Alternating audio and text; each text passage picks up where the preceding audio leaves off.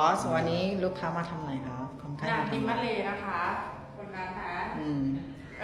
บ๊ายบายด้วยเขามาตรวจสุขภาพเมื่อวันที่ 25 เดือนที่แล้วนะคะ แล้วก็ผลตรวจคือเขามีนิ่วก้อนใหญ่นะคะ อยู่ที่ไต 4.4 เซนวันนี้ก็เลยมาตรวจกับคุณหมอไตอีกรอบนึงนะ แล้วก็เดี๋ยวคือเขามีเรื่องกระเพาะฉี่อักเสบด้วยติดเชื้อก็คือต้องส่งตรวจฉี่เพิ่ม แต่ส่วนเรื่องนิ่วเนี่ยคือ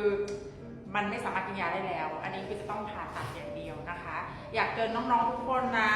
นี่เตือนเราด้วยนะ ว่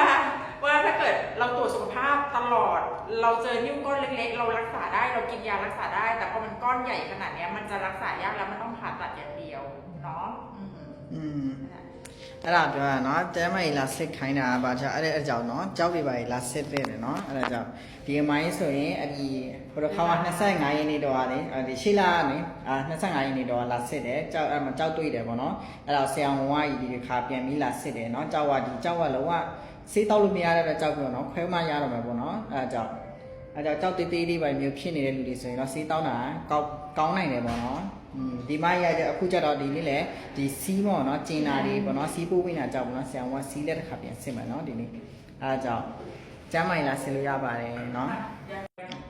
เดี๋ยวต่อไปก็ต้องตรวจสุขภาพอยู่เรื่อยๆแล้วนะคะ เราจะได้รู้ว่าเรามีปัญหาอะไรจะได้รักษาทันนะสู้ๆนะคะเป็นกำลังใจให้น